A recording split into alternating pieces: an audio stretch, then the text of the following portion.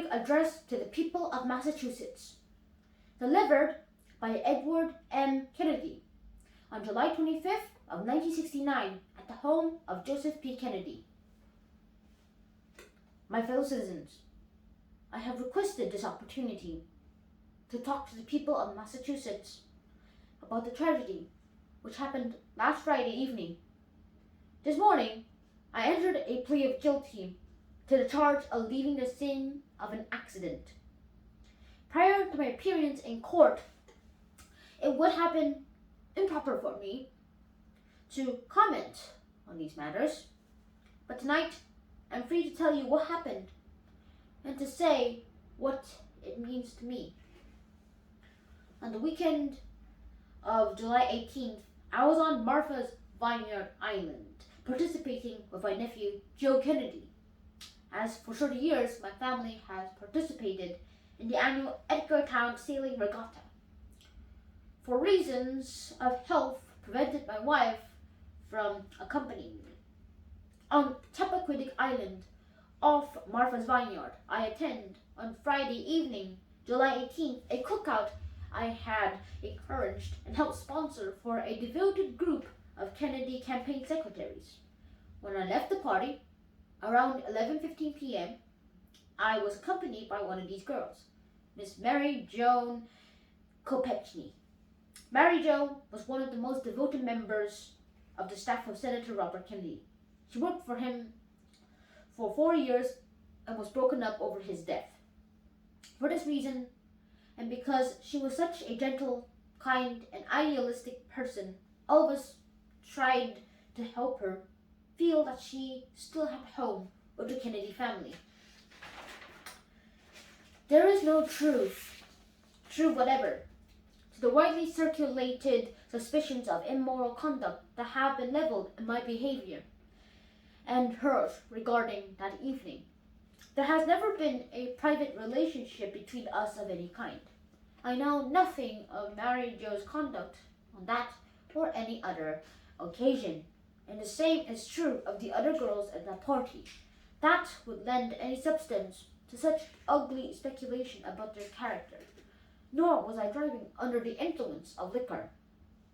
Little over 1 mile, the car that I was driving on an unlit road went off a narrow bridge which had no guardrails and built on a left angle to the road. The car overturned in a deep pond and immediately filled with water. I remember thinking as the cold water rushed in around my head that I was for certain drowning. Then water entered my lungs, and I actually felt the sensation of drowning, but somehow I struggled to the surface alive. I made immediate and repeated efforts to save Mary Jo by diving into the strong and murky current, but succeeded only in increasing my state of utter exhaustion and alarm. My conduct and conversations during the next several hours, to the extent that I can remember them, make no sense to me at all. Although my doctors informed me that I had suffered a cerebral concussion as well as shock, I do not seek to escape responsibility for my actions by placing the blame either on the physical and emotional trauma brought on by the accident or on anyone else. I regard as indefensible the fact that I did not report the accident to the police immediately. Instead of looking directly for a telephone after lying exhausted in the grass for an undetermined time, I walked back to the cottage where the party was being held and requested the help of my 2 friends, my cousin Joseph Gargan and Phil Markham. I directed them to return immediately to the scene with me.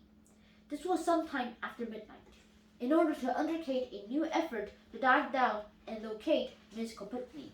Their strenuous efforts, undertaken at some risk of their own lives, also proved futile. All kinds of scrambled thoughts, all of them confused, some of them irrational, many of them which I cannot recall, and some of which I would not have seriously entertained under normal circumstances, went through my mind during this period. They were reflected into a various inexplicable, inconsistent, and inconclusive things I said and did, including such questions as whether the girl might still be alive somewhere out of that immediate area, whether some awful curse did actually hang over all the Kennedys,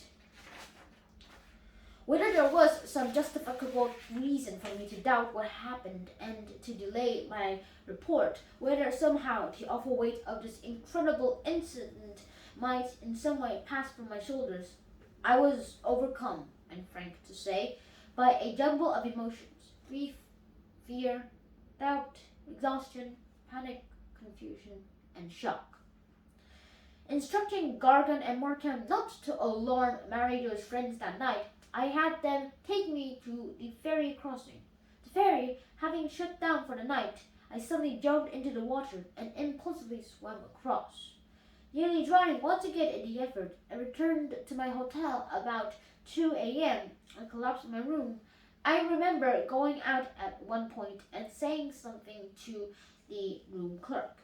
In the morning, with my mind somewhat more lucid, I made an effort to call a family legal advisor, Burke Marshall, from a public telephone on the Chappaquiddick side of the ferry, and then belligerently reported the accident to Martha's Vineyard police. Today, as I mentioned, I felt morally obligated to plead guilty to the charge of leaving the scene of an accident. No words on my part can possibly express the terrible pain and suffering I feel over this tragic incident.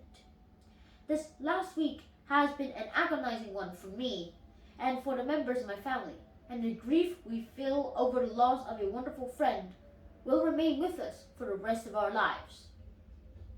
These events, the publicity, innuendo, and whispers which have surrounded them, and my admission of guilt this morning, raises the question in my mind of whether my standing among the people of the state have been so impaired that I should resign my seat in the United States Senate. If at any time the citizens of Massachusetts should lack confidence in their senator's character or his ability, with or without justification, he cannot, in my opinion, adequately perform his duties and should not continue in office.